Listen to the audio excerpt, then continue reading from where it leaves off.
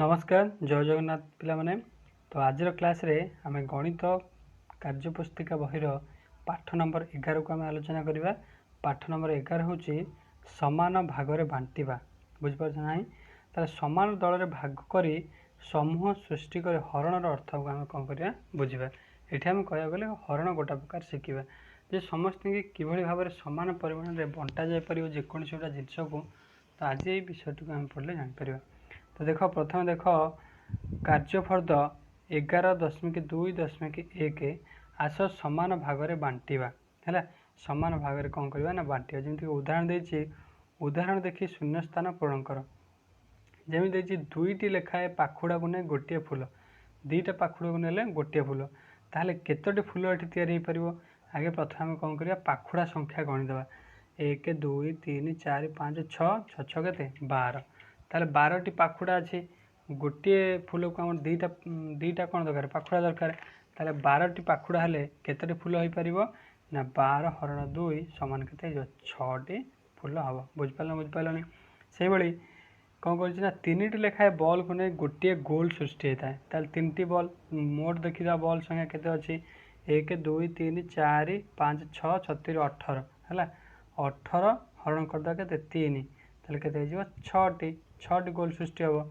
ताले 18टी बॉल को नहीं आमर 6टी गोल सृष्टि हम जदि आम 3टी लेखाए बॉल को ना गोटे गोल सृष्टि हुए। बुझिपार ना बुझिपारन से भाई कौन कर ये जितक उदाहरण देती आपको अभ्यास कर जो टिके डाउट रहा मत पचार। तापर आकलन फर्द 11 कौचे खाली घर पूरण कर। खाली घर कौन पूरण कर ना देख ये फूल अच्छी फूल केतोटी अच्छी देख 1 2 3 4 5 6 7 8 9 10 10 10 20टा फूल अच्छी है।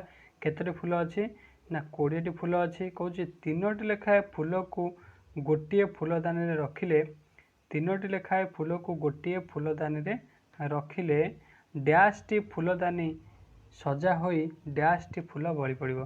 ताले 20 आम कौन कर 3 हरदे 3 शोह के 18 आ 2 बढ़ुची ताले 6टी फूलदानी सजा हो 2टी फूल बड़ी पड़ो। बुझिपारनी 6टी फूलदानी कम्प्लीट हो 2टा किंतु बड़ी पड़ो। बुझिपारनी तापर देख तापर उदाहरण देख है।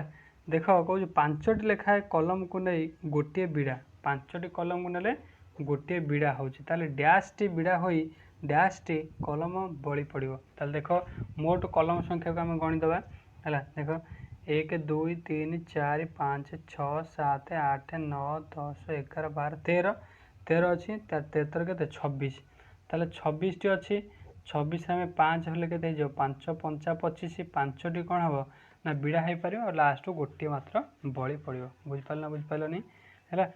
यही भाव में कौन कर ये दुटा उदाहरण को तुम अभ्यास कर।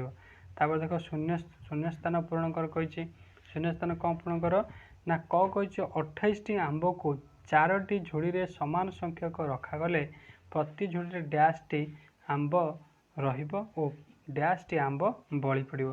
ताले 4 को पणिकार देख 28 अच्छी ना ना 4 7 के 28 ताले छिंडी जाऊँगी ताले 7टी कौच प्रति झोड़ी रे 7टी आंब रहिबो और डैश टी आंब बड़ी पड़ो। आंब टोटाल बढ़ो ना 0 माने 0टी आंब बढ़ो। बुझिपारनी तापर ख कौच 21टी बिस्कुट 4टी प्लेट रे समान संख्यक रखागले प्रति प्लेट रे डैश टी बिस्कुट रहिबो और डैश टी बिस्कुट बड़ी पड़ो 21टी ताले 4 5 20 5टी लेखे प्रति कौन हो प्रति प्लेट रहिबो मात्र गोटे मात्र बड़ी पड़ो 5 20 हो जाऊँ एक बढ़ुची गोटे मात्र बढ़ो। बुझिपारनी तापर ग कौच 5टी चॉकलेट दाम हूँ 20 टंका हेले गोटे चॉकलेट दाम के ना 20 हरण 5 तार गोटे दाम के 20 हरण 5 समान 5 चौकोड़े 4 हो। बुझिपारनी तापर घ देख कौन कौच रीमा 24टी बही को 8टी थाकरे समान संख्यार सजाड़ी रखिला।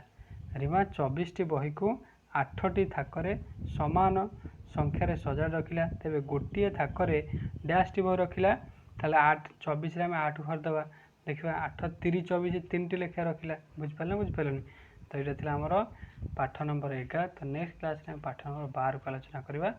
धन्यवाद जय जगन्नाथ।